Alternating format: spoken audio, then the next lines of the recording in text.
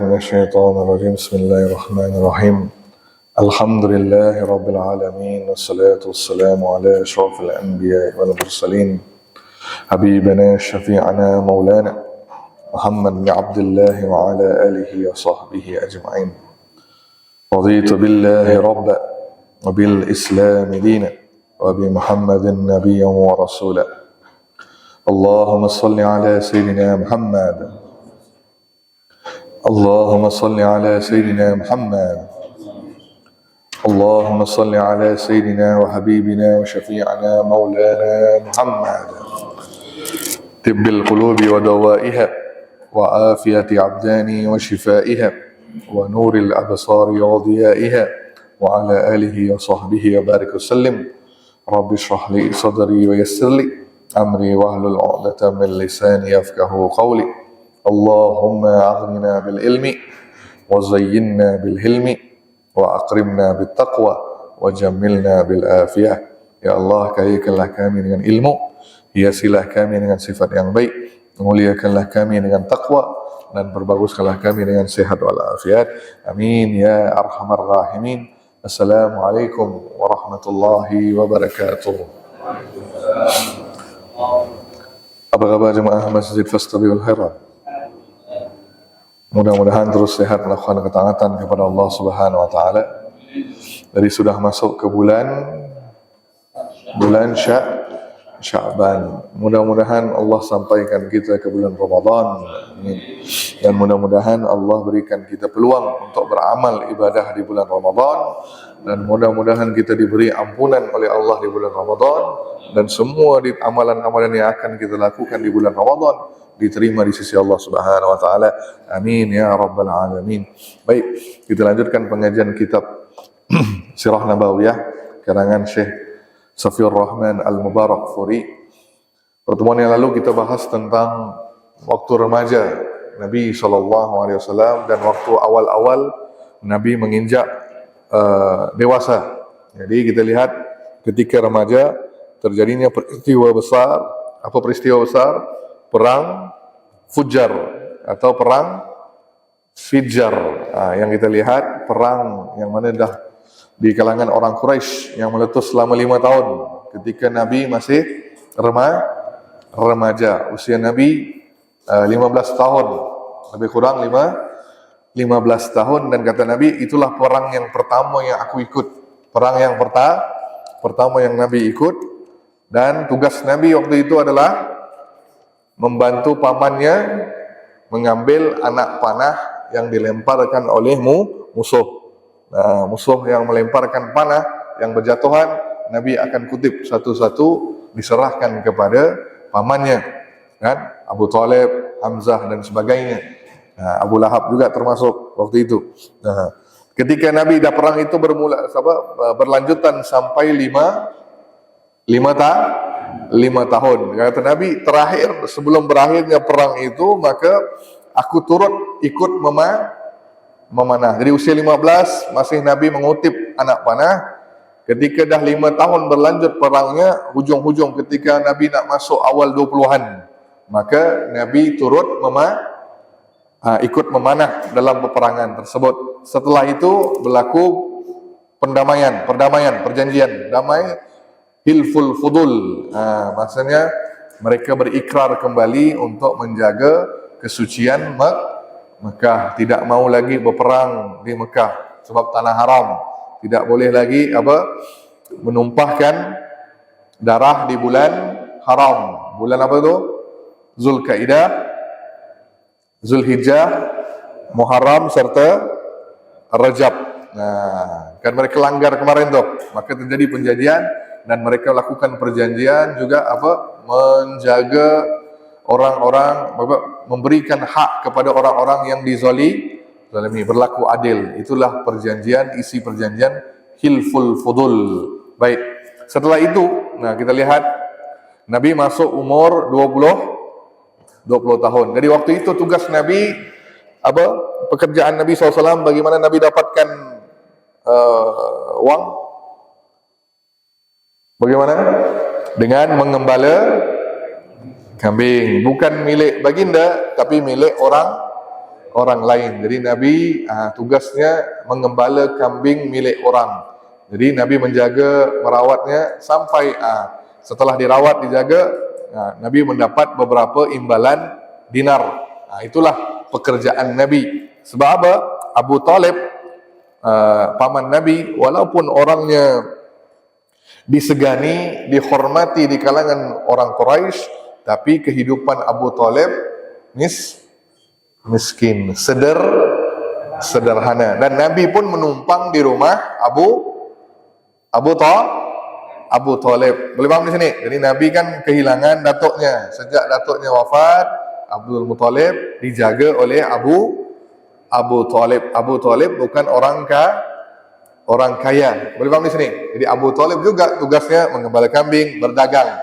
Kan? Ya, makanya Nabi turut membantu pamannya Abu Talib dengan mengembala kambing. Dari situ, dari usia umur kecil, umur 20 tahun itu Nabi sudah pekerjaannya dari umur 12 tahun sudah mengembala kambing, kan, dari remaja nih.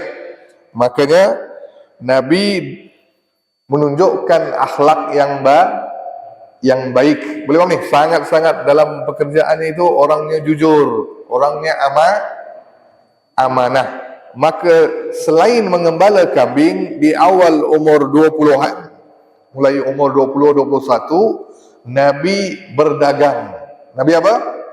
Mulai masuk ke bidang bisnes. Kenapa? Memang itulah pekerjaan orang Mekah. Selain menternak, mereka juga berdagang. Dagangnya kemana? Keluar kota Mekah. Maka Nabi waktu itu awal-awal menceburi bidang bisnes, maka Nabi pun masuk ke dalam bidang bisnes dan Nabi pun mula berdagang di Mekah. Masih di mana? Di Mekah. Kan Nabi kaya apa tidak? Waktu itu kaya apa tidak? Ini baru masuk langsung kaya kan? Tak dengar betul-betul, langsung masuk baru dah kaya. Nabi masih hidupnya sederhana. Nabi bagaimana? Kalau kita nak bisnes harus punya modal, kan? Harus punya modal. Jadi bagaimana Nabi berdagang? Maka di sini ada sistem di kalangan orang Arab itu, ada investor. Tahu? Investor. Orang beri Anda duit, tugas Anda balikkan duit itu nanti dengan keuntungan. Ataupun kita panggil zaman sekarang sistem mudharabah. Bagi hasil, betul, jadi ada orang yang akan invest, melabur, beri Anda modal. Dia kaya nih, mungkin orang kaya.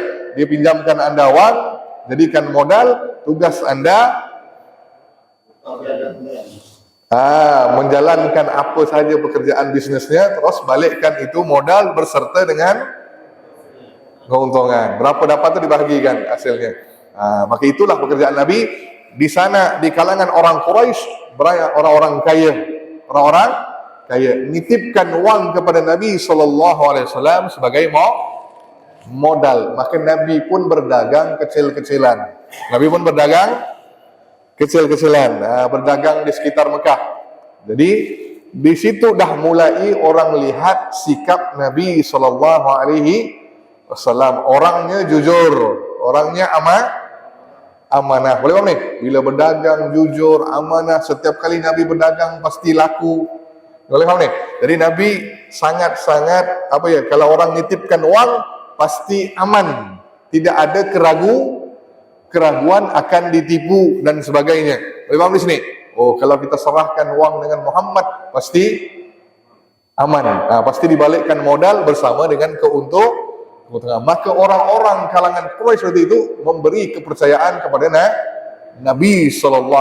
Maka Nabi pun mulailah berdagang di sekitar Mekah. Ketika dah beberapa tahun, nama Nabi itu tersebar sebagai orang yang terpercaya. Jadi banyak investor berikan uang. Maka waktu itu dengar ada orang kaya, di kalangan orang kaya ini ada juga orang kaya perempuan. Namanya Khadijah. Siapa?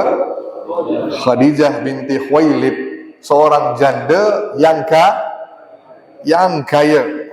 Cantik, kaya, dari bangsa yang dipandang mulia, keturunan baik-baik, semua lengkap nih, paketnya lengkap. Okey, Khadijah juga dalam bidang bisnes. Nah, tapi bukan Khadijah yang berdagang. Dia punya modal, ada hartanya, maka diberikan pada orang, suruh berdagang. Beliau nih, sistem bagi hasil tadi tu. Maka waktu itu Khadijah udah berdagang, udah berikan titipkan uang kepada orang, suruh berdagang sampai keluar Syam. Beliau nih. Nah, waktu itu dah tersebar. Jadi waktu itu Nabi berumur antara 23-24 tahun ketika pertemuan dengan Khadijah. Jadi Khadijah dengar ada nama seorang tokoh Quraisy yang bernama Muhammad. Muhammad ini orang yang terpecah, malah dapat gelar Al-Amin, orang yang terpercaya. Bila dia berdagang jujur, bagus akhlaknya. Bila Khadijah dengar, oh iya ke? Kan? Bukan penasaran macam, oh iya ke? Anggap biasa aja. Pemikirannya belum lagi soal nikah, belum. Sebab waktu itu Khadijah binti Khuwailid terkenal dengan di kalangan Quraisy waktu itu terkenal dengan sifat tolak lamaran. Boleh paham ni? Ramai pemimpin-pemimpin Quraisy ingin melamar Khadijah, tapi Khadijah nolak. Janda yang nolak pinangan, tak mau menikah, nutupkan hatinya untuk laki-laki. Sebab apa kita dah belajar kemarin, Khadijah pernah menikah 2 kali. 2 kali pernikahan, ada 2 suami sebelum menikah dengan Nabi SAW. Jadi dua-dua, satu suami pertama mati, suami kedua pun berpisah. Maka Khadijah menutup pintu untuk berkeluarga, tidak mau lagi dah. Maksudnya dah tidak mau lagi menikah, maka tertutup hatinya, maka fokus kepada bisnes, fokus pada untuk memperbanyakkan hartanya. Maka waktu itu dengar ada seorang anak muda yang jujur, amanah, akhlaknya bagus, tersebar namanya di Mekah. Maka Khadijah pun ingin, okey bagus, aku nak cari juga orang yang amanah nih, yang jujur nih. Maka dipanggil Muhammad, dipanggil Nabi SAW, dan diberikan tugas berdagang ke Syam. Ke mana? Ke Syam. Baik, bila terakhir Nabi pergi ke Syam? Kalau kita belajar sejarah kemarin, bila terakhir Nabi pergi ke Syam? Lepas itu Nabi tak pergi lagi. Bersama pamannya umur 12 tahun, masih remaja. Beliau ni umur 12 tahun, Nabi ikut pamannya Abu Talib berdagang ke Syam, bertemu dengan pendeta Bakhira atau Bukhaira, kan? Bakhira, pendeta Nasrani, yang melihat Nabi langsung tahu, oh ini Nabi akhir zaman, kan? Akan muncul ada tanda-tanda ke Nabi. Maka disampaikan dengan pamannya Abu Talib, kau jangan bawa ke Syam, anak ini ke Syam, sebab dicari oleh orang Yahudi, takut diapa-apakan, takut dibunuh, kan? Kalau mereka tahu Nabi terakhir itu di kalangan orang Quraisy, orang Arab, maka untuk menjaga keselamatan Nabi, maka sejak itu pamannya tidak bawa Nabi berdagang ke Syam. Boleh paham di sini? Dari sejak umur 12 tahun tu Nabi tak keluar lagi dah. Nabi mengembala kambing di Mekah. Bila dah umur 21 dengan 23, 24 itu, Nabi mulai berdagang di luar Mekah, pergi ke Yaman. Nabi pergi ke beberapa wilayah keluar Mekah. Baru sekarang Khadijah ingin berdagang ke mana nih? Nabi pergi ke Syam untuk berdagang. Baik, maka Nabi pun menerima apa kata Khadijah, kalau kau berjaya jual dapatkan pulangan yang besar, nanti kita bahagi hasil, keuntungannya pun besar. Kau pun akan dapat keuntungan yang besar. Maka diberi jaminan oleh Khadijah. Maka Nabi pun terima pekerjaan yang diberikan oleh Khadijah. Nah, maka dititipkanlah, kata Syekh di sini, dititipkan kepada Nabi barang-barang yang yang tidak pernah dititipkan kepada orang lain. Boleh paham ni? Jadi Khadijah sering titipkan barang kepada orang ni, suruh jual. Tapi diserahkan barang yang istimewa yang tak pernah dipercayakan kepada pedagang-pedagang yang lain, tapi diberikan kepada Muhammad sallallahu alaihi wasallam, diberikan kepada Nabi, suruh berdagang ke Syam. Maka Nabi terima. Okey, waktu itu Khadijah menitipkan pembantunya, menitipkan hambanya yang paling terpercaya juga, yakni namanya Maisarah. Maisarah. Nah, ada dua riwayat. Satu ada yang kata ini perempuan, dan ada satu riwayat yang kata Maisarah ini budak laki-laki. Baik, budak laki-laki yang dipercayai oleh Khadijah. Maka sebelum berdagang, Maisarah tu pergi bersama dengan Nabi SAW. Maka kata Khadijah, cuba kau lihat bagaimana perangai Muhammad. Kau tengok ni, aku nak kau jadi mata-mata bagaimana Muhammad ini. Apakah benar-benar orang yang terpercaya. Maka Nabi SAW, baik, Nabi berdagang berbeza dengan cara berdagangnya orang lain. Apa bezanya? Tak pernah dilakukan oleh orang-orang Arab. Kalau orang Arab ambil modal, bawa ke mana? Bawa ke Syam, bawa keluar Mekah, beli barang, keluar, dijual kembali ke Mekah. Boleh faham sini? Ambil wang, langsung pergi ke Syam, pergi ke Yaman, beli barang di sana, barang itu dibawa kembali ke Mekah dan dijual di Mekah. Nabi tukar strategi. Bukan sebaliknya. Yang tak pernah dibuat oleh pedagang-pedagang waktu itu. Apa yang Nabi buat? Nabi bawa barang-barang dari Mekah. Dari mana? Kan modal nih. Orang nitipkan Nabi modal, wang. Nabi pakai wang itu beli barang-barang di Mekah. Barangan Mekah diambil, beli semua, terus dibawa ke Syam untuk dijual. Tak pernah orang buat. Biasanya orang ambil wang, beli barang di Syam, kan? Tak pernah ada yang beli barang dari Mekah bawa ke Syam. Di sini Nabi yang pertama lakukannya. Maka Maisarah melihat cara Nabi berdagang ni.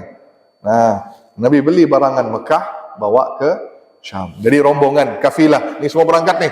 Baik, kalau kita nak pergi ke Syam, berapa lama waktunya? Mekah ke Syam. Kalau naik kuda, naik apa? Kuda yang paling cepat, tempohnya sebulan. 1 bulan baru sampai ke Syam dari Mekah. Ini naik kuda. Ini sekarang bawa rombongan, bawa kafilah dagang, bawa barang dagangan. Tak mungkin bawa laju, boleh faham ni? Tak mungkin cepat. Jadi akan mengambil masa 2 bulan. Boleh faham ni? Awalnya naik kuda, 1 bulan. Ni bawa barang dagangan, naik unta lagi. Sekurang-kurangnya minimal 2 bulan perjalanan dari Mekah menuju ke Syam. Baik, dalam perjalanan ni semua kafilah juga ikut ni. Maka Maisarah sudah melihat bagaimana Nabi SAW sifatnya, kan? Maka saya sering sebutkan, kalau anda nak tahu sifat seseorang, bawa dia safar, safar. Cuba berpergian dengan orang itu, maka anda akan lihat bagaimana imannya, bagaimana perangai orang yang kita bawa tu. Apakah dia ni jaga solat? Apakah perangai dia mana ni? Cepat marah? Ada gimana? Kita boleh lihat sikap seseorang ketika safar. Ini Nabi ajarkan ni. Maka ketika safar bersama dengan Maisarah, pembantu Khadijah ini, maka tidak pernah Maisarah melihat bagaimana layanan seseorang itu kepada Maisarah. Boleh faham ni? Tuannya, kan Maisarah ni hamba. Tapi Nabi melayan Maisarah tidak seperti hamba. Seperti kawan. Boleh paham nih? Bila Nabi makan, Nabi panggil, ikut makan sama. Bila Nabi nak istirahat, Nabi panggil Maisarah, sama-sama istirahat. Boleh sini? Bila duduk, sama-sama duduk. Boleh paham nih? Tak ada yang berdiri, Nabi duduk. Bukan seperti tuan dan juga hamba. Tidak. Boleh paham di sini? Hubungan Nabi sangat-sangat baik. Boleh paham nih? Seperti mana Nabi cakap dengan teman, begitu Nabi bercakap dengan hamba yang bernama Maisarah. Perlakuan ini tak pernah Maisarah rasakan dengan pedagang-pedagang lain, kecuali dengan Rasulullah sallallahu alaihi wasallam. Baik, di sini dah lihat karakternya Nabi sallallahu alaihi wasallam. Baik. Terus apa yang terjadi dalam perjalanan menuju ke Syam? Maisarah melihat suatu keanehan, fenomena alam. Apa keanehan fenomena alam ini? Ketika mana Nabi berjalan, bawa rombongan kafilahnya ni, dagangnya, sentiasa akan ada awan menaungi Nabi sallallahu alaihi wasallam. Boleh faham di sini? Terang benderang, padang pasir kan? Bukan hanya rombongan Nabi ya, bukan hanya kafilah dagang Nabi, banyak lagi kafilah-kafilah yang lain. Tapi kafilah Nabi kan cuma unta-unta bersama dengan 2 orang, Nabi dan juga Maisarah. Maisarah melihat rombongannya sahaja tertutup dengan awan. Yang lain terang benderang, nih, berpuluh-puluhan mereka nih, kafilah-kafilah yang lain berdagang. Tak ada awan yang menaungi, kan? Kecuali kafilah dagangnya Rasulullah. Di situ keanehan yang dilihat oleh Maisarah. Baik, sampai dah di Syam, maka dalam perjalanan nak menuju ke pasar, maka masih ingat satu gereja yang ada di Syam tu? Masih ingat? Kita kisah awal dulu tu, sirah. Ketika Nabi masih kecil, ada satu gereja ada seorang pendeta. Ada ingat atau tak? Bahira, gereja Bahira. Boleh bayang, Nabi pernah ke situ kan? Pernah melewati gereja tersebut waktu kecil. Sekarang Allah takdirkan kali kedua Nabi melewati gereja tersebut. Nah, gereja yang sama yang mana pernah Abu Talib berjumpa dengan Bahira. Boleh ni? Tapi Nabi tidak masuk, cuma lewat. Maka waktu itu Bahira tidak hidup. Apa? Udah meninggal. Bahira udah meninggal. Tapi anak-anak muridnya, pendeta-pendeta lain masih hidup. Bahira pernah titip pesan kepada pendeta-pendeta di situ. Apa kata Bahira, pendeta nih, Nasrani? Kalian harus siap-siap sebab akan muncul, ini waktunya, muncul Nabi akhir zaman. Maka cuba kalian tengok setiap kali ada kafilah yang lewat, cuba lihat kafilah Arab, biasanya situlah akan muncul seorang Nabi di kalangan kafilah Arab. Maka perhatikan, maka itu yang pesan siapa? Bahira kepada pendeta-pendeta lain. Maka waktu itu ada pendeta lain, tidak disebutkan namanya dalam riwayat sini. Ada seorang pendeta yang masih ingat pesan Bahira, pesan gurunya. Maka setiap hari dia berdiri depan jendela gereja, tengok kalau ada kafilah Arab yang lewat. Nah, jadi setiap kali tengok kalau ada kafilah dagang Arab lewat, tengok pendeta ni. Kan? Terus, nah di samping gereja itu ada satu pohon. Ada apa? Satu pohon, konon, ini konon ya. Konon menurut Injil mereka, menurut kitab Injil, pohon ini tidak akan ada yang berteduh, kecuali kalau ada yang berteduh di situ pasti para nabi. Pasti para nabi. Di samping gereja tadi itu, gereja Bahira. Dan Bahira pun tersebut, tidak ada orang yang akan berteduh di pohon ini, pohon kurma, kan? Kecuali yang berteduh di situ pasti para nabi. Boleh paham sini? Kafilah ni banyak orang lewat nih, manusia banyak lewat, tapi tak ada seorang pun akan berteduh istirahat di situ. Boleh paham nih? Ditakdirkan begitu. Maka Nabi berdagang dan jalan nih menuju ke pasar. Nabi rasa letih. Nabi kata, Maisarah, ayo kita istirahat sebentar. Ayo kita istirahat. Maka Nabi pun, bukan kebetulan ya, memang dah aturan Allah takdirkan begitu dah. Nabi pun beristirahat di pohon, di bawah pohon itu. Maka langsung pendeta itu melihat, langsung terkejut. Sebab tak pernah manusia yang ada berehat di situ. Dan dia teringat kata-kata Bahirah dan juga yang ada dalam Injil. Pohon ini tidak akan yang ada akan berteduh kecuali para nabi.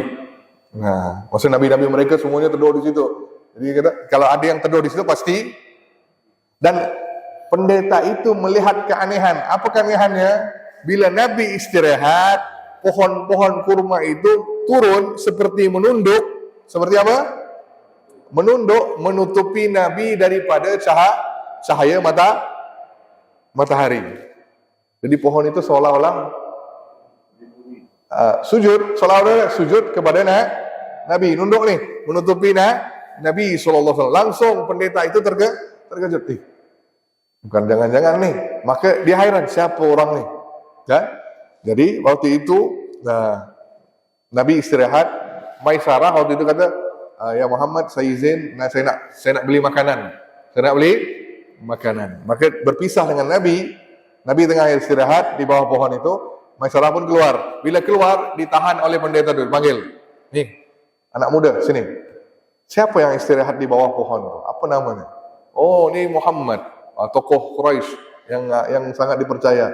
Kami ini dalam perjalanan nak berdagang. Langsung pendeta itu nanya, silah-silah orang ini macam mana? Siapa maknya? Siapa bapaknya? Nah, bagaimana kehidupan orang ini? Maka diceritakan oleh Maisarah. Oh, ini Muhammad orang yang anak yatim, kan? Bapaknya meninggal, emaknya meninggal umur 6 tahun, terus diasuh oleh datuknya. Disebut semuanya. Sekarang tinggal dengan pamannya. Disebut semua nih. Sebut semua tentang kehidupan Nabi. Langsung orang itu kata, oh baik, kan?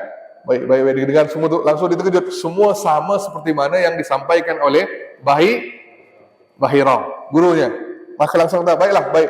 Terima kasih. Saya akan sampaikan dengan teman-teman saya, kata pendeta ini. Maisarah bingung. Kenapa pula pendeta ini nanya tentang Rasulullah? Maka nanya, wahai pendeta, maaf, saya nak tanya nih, kenapa anda bertanya soalan ini tentang orang ini? Ada apa dengan orang ini? Maka kata pendeta itu, wahai anak muda, waktu itu Maisarah juga anak muda, mungkin dia belasan tahun. Bagaimana nih? Umurnya belasan tahun, Maisarah. Baik, wahai anak muda, ingat kata saya, orang ini adalah ada tanda-tanda kenabian. Nanti dialah orang yang akan datang sebagai nabi. Sebab kenapa? Tidak ada yang akan istirahat di pohon ini selama aku hidup berpuluh-puluh tahun. Tak ada yang pernah istirahat di bawah pohon ini kecuali yang akan beristirahat di situ adalah nabi. Nah, itu keyakinan kami, kata si pendeta nih. Maka sekarang terbukti orang ini beristirahat di situ. Tak pernah ada orang beristirahat. Maka itu tanda orang ini adalah akan muncul sebagai nabi. Maka langsung Maisarah rasa kagum, dan inilah nanti akan dilaporkan kepada Khadijah. Bagaimana nih? Peristiwa-peristiwa ini semua, jumpa pendeta, pohon yang menaungi, awan yang sentiasa bersama dengan Nabi, semua ini akan diceritakan kepada siapa?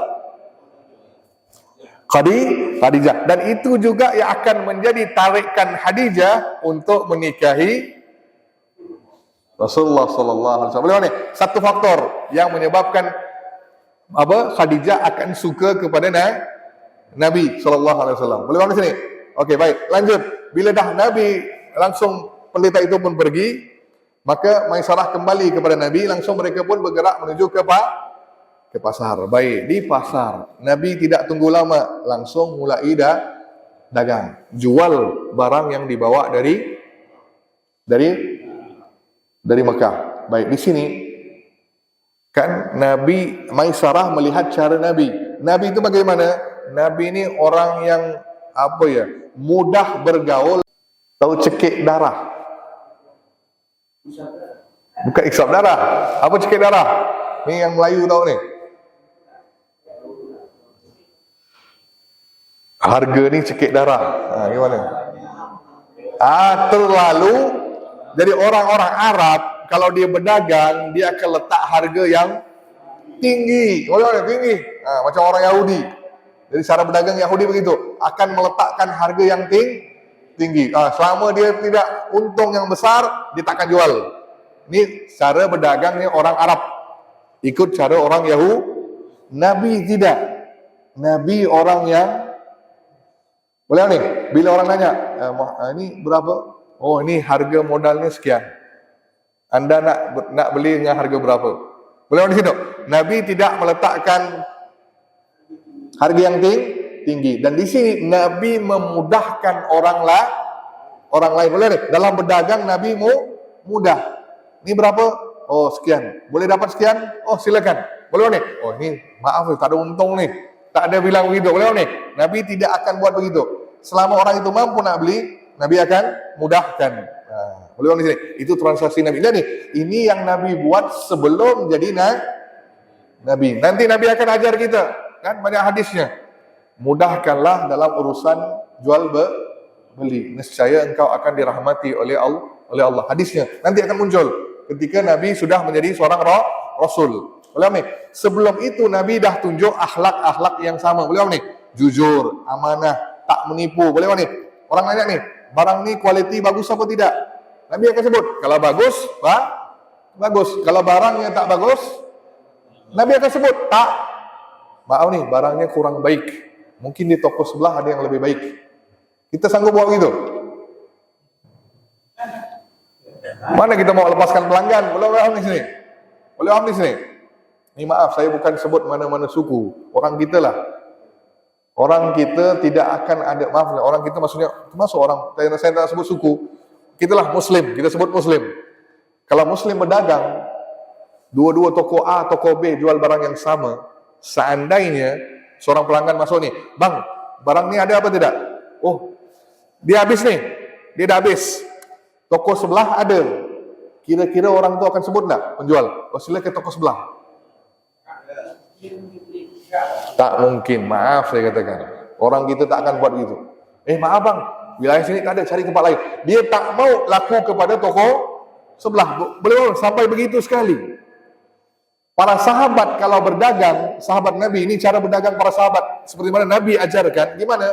Kalau hari itu mereka dah dapat keuntungan itu, toko sebelah belum ada yang laku, dia akan sarankan, sila pak ke toko sebelah, teman saya ini belum laku dari pagi tadi. Dia akan suruh pergi ke toko sebelah. Boleh nih? Kita tidak ada sifat demikian. Maaf, non-Muslim ada sifat itu. Maaf saya sebutkan, Chinese. Coba lihat Chinese. Pernah tengok Chinese dagang? Adakah dia dengki sama dia? Soal dia letak harga tinggi, itu cerita dia lah. Dia nak dapat keuntungan. Tapi kalau ada toko sama dengan dia, sebelah ni, dia akan dengki apa tidak? Akan iri apa tidak? Tak ada bro. Bila dia tak ada barang, dia kata, lu pergi sana lah. Sebelah sini bagus. Dia sarankan. Itu sifat yang harus ada pada umat Islam. Terbalik ke yang lain pula dapat buat lakukannya. Kita saling berdendam, saling iri. Betul? Betul? Maka Nabi tidak demikian. Nabi kalau barangnya bagus, Nabi sebut bagus. Kalau Nabi kurang baik kualitinya, Nabi akan sebut kualitinya kurang baik. Maka kerana itu, apa yang berlaku bila Nabi jujur, boleh nih, memudahkan transaksi jual beli. Orang menawar sikit, Nabi langsung, silalah. Selama apa tadi? Di atas modal. Boleh nih? Boleh. Asal dapat pulangan modal pun Nabi tak kisah. Nabi jual. Maka dalam satu hari, barang Nabi semuanya laku. Habis. Yalah, dah orang. Dan Nabi ada sifat apa? Satu lagi sifat akhlak Nabi, senyum. Pernah tengok penjual yang senyum? Itu sifat tarikan, betul kan? Penjual, dia orang tu beli ke tak beli dia tak kisah. Sentiasa beri senyuman. Maka Nabi demikian. Boleh ni? Nabi orangnya senyum, kan? Maka tertariklah pembeli kepada Nabi SAW. Maka barang yang dibawa dari Mekah itu semuanya terjual dalam sehari. Maka Maisarah terkejut. Luar biasa. Sehari terjual. Tak pernah berlaku ni. Maka bila dah sehari terjual, apa yang berlaku? Keesokan harinya dengan duit yang semua dapat ni, hasil jualan barang ni, apa yang Nabi buat? Nabi membeli barang-barang daripada Syam. Daripada pedagang-pedagang Syam untuk dibawa pulang. Jadi Nabi beli barang ni. Nah, semalam kan Nabi jual, orang beli kan. Jadi orang dah tahu perangai Rasulullah. Orang ni baik ni, orang ni bagaimana perangainya. Maka orang lain pun memudahkan transaksi dengan Nabi SAW. Boleh faham ni? Nabi nanya, ini berapa harga kainnya? Oh, sekian. Boleh saya dapat sekian? Ditawar Nabi. Orang penjual pun langsung, oh silakan ya, beli. Ya, silakan saya jual. Boleh ni? Dimudahkan. Kenapa? Sebab semalam Nabi, ketika Nabi berjual, Nabi bermudahkan. Boleh ni? Kan? Nah, makanya penjual lain pun memudahkan transaksi dengan Nabi. Maka Nabi berjaya beli semua barang yang diperlukan dalam sehari. Jadi hari kedua langsung pulang. Tak pernah berlaku dalam cara berdagang orang Arab. Boleh ni? Kalau orang Arab berdagang datang ke Syam berminggu-minggu. Boleh ni? Berminggu. Apa yang mereka buat? Kadang-kadang sampai mereka beli barang sambil tu minum arak, main perempuan. Boleh ni? Berjudi. Jadi mereka melakukan semua dua itu, maka berminggu-minggu tinggal di Syam. Lepas itu baru pulang. Barangnya jualnya perlahan-lahan. Tapi Nabi tidak. Hari pertama bawa barang terjual. Hari kedua beli barang langsung. Jadi kafilah Nabi lah yang pertama pulang lebih awal. Dan Maisarah terkejut, tak pernah. 2 hari dah selesai semuanya. Dan Nabi dapat keuntungan berlipat kali ganda. Boleh ni, wangi banyak. Maka balik ke Mekah. Bayangkan, 2 hari saja di Syam. Kalau kafilah lain berminggu-minggu. Bila Nabi pulang, on the way pulang ni, maka kan batas kota Mekah itu, situ ada penjaga, pintu gerbang, pintu masuk ke Mekah, pintu Bani Syaibah. Di situ ada penjaganya. Jadi penjaga ni setiap hari perhatikan. Kalau ada orang datang, kafilah datang, disampaikan dengan orang Quraisy. Dia akan sampaikan mesej. Ada kafilah dagang datang ni. Maka langsung orang-orang di Mekah akan berebut nak membeli. Maka penjaga pintu gerbang itu terkejut. Datang kafilah. Ditengok ni, siapa tu? Kafilah Muhammad. Baru pergi 2 hari. Boleh ni? Maksudnya cepatnya balik. Harusnya berminggu-minggu harusnya. Mereka dah buat pengiraan. Biasanya kafilah dagang pergi ke Syam, balik mungkin 3 bulan, 2 bulan. Boleh ni? Mereka ada perkiraan mereka. Tapi Rasulullah pulangnya lebih awal. Langsung si penjaga gerbang teriak, "Ni wahai orang Quraisy, kafilah Muhammad dah pulang dari Syam. Kafilah Al-Amin datang." Maka bila dengar, semua masyarakat Quraisy ini keluar dari Mekah pergi ke kafilah Rasulullah. Boleh ni? Mereka langsung sampai ke Nabi yang kata apa? "Ya Muhammad, boleh kami beli barang ni dari Syam?" "Ya, dari Syam," kata Nabi. "Terus, boleh saya beli ni?" Maka kata Nabi, silakan. Langsung Nabi berjualan sebelum masuk ke belum masuk ke pasar lagi ni. Dah jual barang di luar Mekah. Orang semua beli sampai habis. Belum lagi sempat ke pasar. Boleh ni? Tak perlu Nabi balik ke pasar Mekah. Boleh di sini? Dah habis jualannya yang dari Syam. Dan Nabi dapat keuntungan berlipat kali ganda. Luar biasa. Dalam hari itu juga, boleh ni sifat yang tak ada pada kita pedagang. Wahai pedagang, dengar baik-baik. Apa dia? Nabi, sifat ini Nabi jaga. Walaupun Nabi lah ni, capek apa tidak Nabi? Boleh? 20 sebulan lebih perjalanan pulang. Berjualan. Boleh ni? Ya, Nabi capek, tapi Nabi tidak menunggu lama, tidak menunda-nunda. Wang titipan tadi tu, dibalikkan kepada semua investor. Boleh ni? Hari itu juga. Boleh ni? Kita mungkin kata apa? Aduh, capek lah, besok lah jumpa supplier. Boleh ni? Nabi tidak. Dalam waktu capek itu juga Nabi ingin selesaikan amanah. Boleh ni? Nabi jaga amanah. Kan orang titipkan tu. Nabi nak selesaikan hari itu juga, tidak menunda-nunda. Langsung orang yang amanahi Nabi itu dikembalikan. Maka termasuk juga wang kepada Khadijah. Khadijah tengok wang berlipat kali ganda. Tidak pernah sebanyak itu pedagang lain bawakan. Langsung Maisarah pun menyampaikan kepada Rasulullah tentang apa yang ditengoknya di sepanjang perjalanan di Syam tadi tu kan. Bagaimana perlakuan Nabi, sifat Nabi, gimana berdagangnya, jujurnya, terus fenomena alam tadi tu, semua diceritakan. Maka Khadijah mulai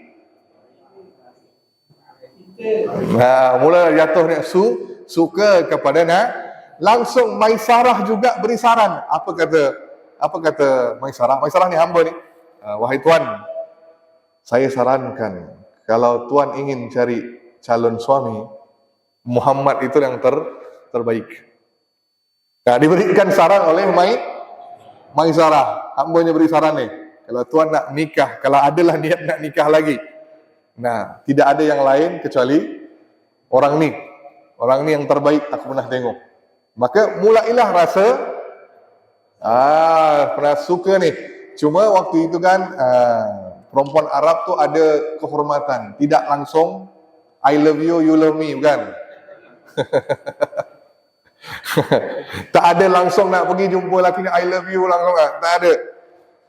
Maka gimana cara Khadijah menampaikan isi hatinya, kan? Dia pun belum tahu tentang isi hati Rasulullah. Dia pun ingin tahu ni, apakah Muhammad suka dengan aku atau tidak ni? Akulah aku janda, kan? Muhammad mungkin ada girlfriend lain, kan? Ataupun ada perempuan lain yang ingin dilekahi oleh Rasulullah, belum tahu ni. Maka apa yang digunakan oleh Maisarah? Maisarah panggil temannya. Kata Syekh di sini, akhirnya Khadijah menceritakan keinginan hatinya kepada temannya, kawan baik, Nafisah binti Munayyah. Nafisah. Siapa Nafisah ni? Teman kepada Khadijah dan juga kerabat Rasulullah. Siapa? Kerabat Nabi. Langsung panggil Nafisah. Langsung Nafisah pun jumpa dengan Khadijah. Langsung sampaikan, aku ni ingin kahwin. Langsung terkejut. Wah, bagus ni. Siapa lelaki yang kau nak kahwinkan ni? Tokoh Quraisy mana? Ya? Langsung kata Khadijah, Muhammad.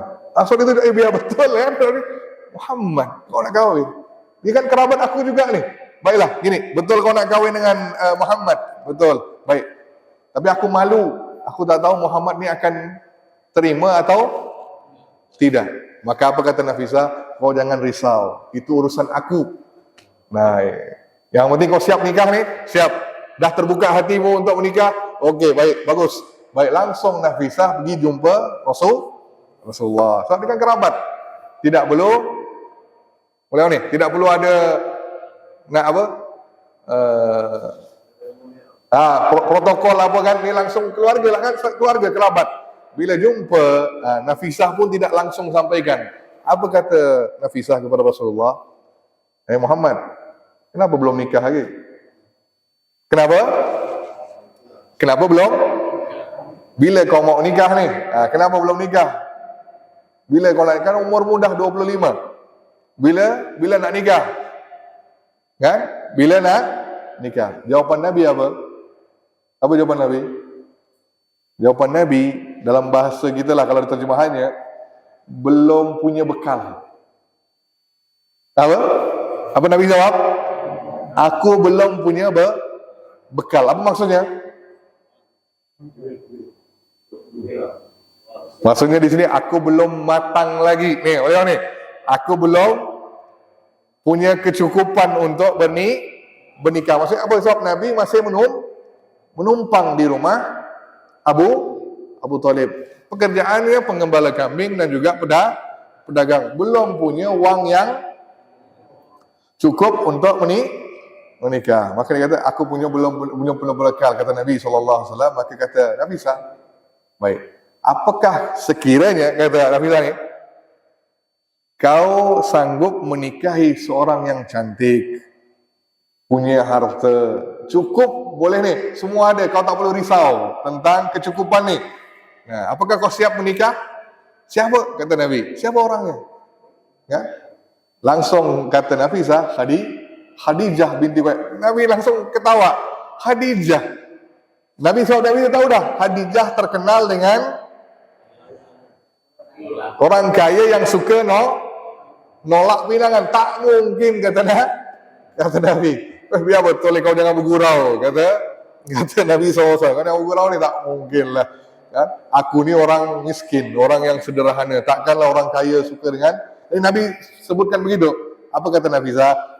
Kau jangan risau soal itu. Sekarang aku pingin persetujuanmu. Apa kau sanggup? Bila begitu kan? Apakah kau sanggup nikah dengan Khadijah? Kalau dia mau? Bahkan Nabi kata, aku siap. Aku siap. Nabi satu apa? Nabi aku siap. Kalau itu yang dia mau, aku pun siap. Maka Nabi pun, maka Nafisah pun langsung, dah dapat kode nih. Langsung balik ke Khadijah. Langsung sampaikan, Nabi sudah setuju. Khadijah pun terkejut. Cepatnya. Maksud proses itu tidak lama, cepat nih, kan? Langsung Khadijah pun berkata, baik, okey, siap. Maka langsung Nabi pun sampaikan hajat itu kepada pamannya, Abu Thalib. Maka Abu Thalib dan juga Hamzah datang untuk melamar Khadijah. Waktu itu yang terima lamaran Khadijah itu waktu itu adalah ayah Khadijah langsung, Khuwailid. Ada yang kata Khuwailid, ada yang kata sepupu. Ada yang kata ni sepupu Khadijah yang Nasrani, yang pendeta Nasrani, Naufal, Waraqah bin Naufal. Nanti kita tengok ada namanya nanti tu. Itu pun figur penting tu, Waraqah bin Naufal. Dan ada yang kata paman Khadijah. Jadi intinya masing-masing udah suka, langsung diteruskan proses dengan keluarga, dua-dua setuju. Maka berlangsunglah pernikahan dengan Khadijah bersama dengan Nabi SAW. Nah, waktu itu Nabi berusia 25. Ini kesepakatan ulama. Tapi terjadi perselisihan usia Khadijah. Terjadi perselisihan. Riwayat yang masyhur, yang terkenal di kalangan kita, Khadijah berumur 40 tahun. Tapi riwayat ini perselisihan. Satu pendapat kata 40 tahun, pendapat nombor 2 mengatakan Khadijah berusia 28. Berapa? 28. Ada dua pendapat nih, satu 40, satu 28. Ini pun diperselisihkan di sini. Kalau pakai logik akal, yang mana yang lebih akurat? Maksudnya yang mungkin benar, mendekati benar.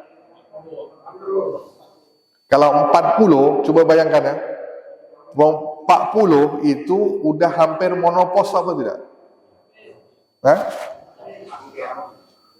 Masuk umur, dah mau masuk usia dan kita tahu berkat pernikahan Khadijah dengan Rasulullah, mereka diberi 6 orang anak. 6 orang anak. Orang yang dah masuk 40 tahun, nak dapat 6 orang anak itu agak susah, betul, sulit, betul. Kita bicara logik sekarang nih, logik ya. Tapi kalau umurnya 28, dan mungkin kan lebih besar kan mungkin. Maka di sini ulama kata mungkin umur 28 itu ada benarnya. Ulama nih, sebab pernikahan Nabi dengan Khadijah itu 25 tahun. Berapa lama mereka? 25 tahun. Seandainya dari Nabi ketika Khadijah wafat umur Nabi 50. Khadijah kalau umur 40 25 tahun 65 tahun, 6 orang anak. Agak susah nak dipercaya. Tapi kalau 28 umur Khadijah terus 25 tahun perkawinan mereka, masuk akal kan? Masuk akal nih. Maka kata ulama ini mungkin. Tapi ada riwayat yang menguatkan di sini, satu lagi yang kata 40 lebih benar. Kenapa? Sebab kata-kata Aisyah. Kata-kata Aisyah pernah marah sebab Nabi sering puji mana-mana Khadijah macam ni, Khadijah layan begini. Nabi sering puji Khadijah. Bila kerabat Khadijah datang, Nabi paling semangat. Apapun urusan Nabi tinggalkan, layan kerabat Khadijah. Jadi Nabi itu sangat-sangat begitu deh. Maka sering puji sampai Aisyah merasa cemburu. Apa kata Khadijah? Kalimat ini yang menjadikan bahawa 40 tahun itu masuk akal. Kenapa? Ya Rasulullah, kau masih ingat perempuan tua yang giginya udah merah? Apa kata Khadijah? Apa kata Aisyah? Kenapa kau masih ingat tentang perempuan Quraisy yang tua yang giginya sudah merah? Apa maksud tu? Tak ada gigi. Boleh maksudnya disampaikan begitu. Kenapa Aisyah tidak pernah bertemu dengan Khadijah tapi tahu ceritanya? Boleh ni. Maka Aisyah ni sindir Khadijah. Kenapa kau masih ingat perempuan tua yang sudah tak punya gigi tu? Allah dah beri ganti yang baik. Kan aku ada ni. Aisyah sebut, Allah dah beri ganti yang lebih baik daripada perempuan tua yang tak ada gigi itu. Aku ni. Kan? Apa kata Nabi? Tak ada yang boleh menggantikan Khadijah. Dari perkataan Aisyah itu masuk akal kan? Perempuan yang 40 tahun, kalau 20 tahun dah menikah dengan Nabi, 65 boleh tanggal gigi kita? Bisa pakai gigi palsu? Bisa kan? Masuk akal. Maka riwayat Khadijah 40 tahun itu masuk akal. Jadi itu pendapat yang maksudnya kuat dari itu. Mungkin kita ambil 40 tahun. Tapi di sini yang penting apapunlah usia Khadijah, yang pastinya Nabi lebih muda daripada Khadijah ketika kahwin. Itu pasti. Pasti. Soal umur wallahu a'lam. Sama ada 40 atau 28. Itu tidak penting. Yang penting tadi itu apa? Umur Khadijah itu lebih tua daripada Nabi ketika Nabi kahwin. Baik. Ketika pernikahan inilah Nabi dapat zuriat. Nabi dapat zuriat 6 orang anak. Nabi diberkahi dengan 6 orang anak, 4 perempuan, 2 lelaki. Apa? Berapa? 4 perempuan, 2 lelaki. Jadi anak pertama Nabi Qasim. Maka Nabi dijuluki dengan Abul Qasim. Abul Qasim. Sebab anak pertama Nabi Qasim. Terus anak nombor 2 siapa? Bukan. Zainab. Zainab. Nombor 2 Zainab, anak perempuan. Nombor 3 pun anak perempuan, Ruqayyah. Ini urutan ya, urutan anak Nabi ya. Yang pertama lahir Qasim, okey. Yang kedua lahir adalah Zainab, yang ketiga Ruqayyah, yang keempat Ummi Kalsum, yang kelima Fatimah, dan anak yang terakhir, anak laki-laki, Abdullah. Siapa? Abdullah. Yang keenam. Yang 5 lahir sebelum Nabi diangkat sebagai Rasul. Abdullah lahir setelah Nabi menjadi Rasul. Belum di sini. 5 ini lahir sebelum masa kenabian. Anak terakhir ini Abdullah lahir di fasa kenabian. Baik, putranya semua meninggal masih kecil. Ini dia. Putra Nabi, kata Syekh, semua putra Nabi meninggal semasa kecil. Sedangkan putri-putri baginda semuanya hidup di masa kenabian. Dan mereka masuk Islam dan ikut berhijrah dengan Nabi SAW. Namun semuanya meninggal semasa Nabi masih hidup, kecuali Fatimah yang meninggal 6 bulan setelah Nabi meninggal. Boleh paham di sini? Boleh paham? Anak laki waktu kecil meninggal. Qasim, Abdullah meninggal. Yang hidup sampai dewasa menikah, yakni anak-anak perempuan. Okey? Bila dah Nabi diangkat menjadi Rasul, anak-anak perempuan ini pun masuk Islam, dan ada yang ikut hijrah. Nanti kita lihat Okey, ikut hijrah. Dan semuanya meninggal waktu Nabi masih hidup. Anak perempuan nih. Maksudnya mereka meninggal ketika Nabi masih hidup kecuali seorang, Fatimah. Fatimah wafat ketika Nabi sudah wafat 6 bulan setelahnya. Nah, Nabi wafat dulu, 6 bulan kemudian baru Fatimah wafat. Oke, terus satu yang Bapak kemarin nanya tuh tentang mas kawin. Ya, Bapak ya? Boleh, maaf nih, saya kata tak tahu kan? Ada disampaikan tapi riwayat ini lemah. Mas kawin Nabi dengan Khadijah adalah 20 ekor unta. 20 ekor unta muda. Oke, 1 ekor unta berapa harga? Pernah beli unta? Oke, unta nih 1 ekor tuh puluhan juta. Kita ambil lah 50 juta seekor. Ini 20 ekor. Berapa? 50 juta kali 20. 1 M. Siapa bilang Nabi miskin? Boleh di sini, kan? Nah, dari mas kawin Nabi SAW ada riwayat kata 500 dirham. Riwayat yang kedua di sini, kalau Syekh sebut sini, Syekh Safir Rahman kata mas kawin baginda adalah 20 ekor unta. Apakah ini wang Nabi Allahu alam ataupun wang yang diberi oleh pamannya? Boleh nih? Kan ada Abu Lahab, ada Hamzah, ada Abu Talib, masing berikan uang kepada Nabi untuk beli unta sebagai mas kawin. Boleh di sini. Wallahu alam bisawab, tapi yang pasti di sini, tapi dua-dua riwayat ini lemah. Maka saya tak sebutkan kemarin sama ada 500 dirham ataupun 20 ekor unta. Baik. Maksudnya sih bukan pernikahan yang kecil ya. Jadi Nabi kawin beri mahar yang besar, 1 M. Bayangkan, yalah wajar lah. Khadijah orang yang biasa atau kaya? Kaya. Harus standarnya kan. Nah, tapi apakah diminta oleh Khadijah demikian? Tidak juga. Boleh orang di sini. Oke, baik. Ada pertanyaan? Oke, silakan. Ya. Apakah peninggalan suami-suami Khadijah itu sebelum menikah dengan Rasulullah sudah dikaruniai oleh anak atau sudah punya anak. Kan ada satu anak yang bernama Hind, anak laki. Dari pernikahan, tak salah saya, pernikahan Khadijah yang nomor 2 dengan Abu Halah, ada anak laki-laki seorang, namanya Hind bin Abi Halah.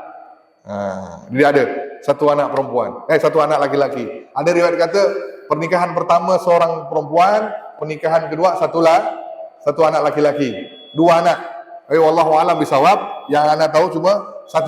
Maksudnya ada 1 anak tiri kepada Nabi SAW. Ada. Terus ada yang lain? Waalaikumsalam. Ya Pak. Udah. Ada yang lain? Aman? Oke, baik. Minggu depan kita sambung dengan Ka'bah.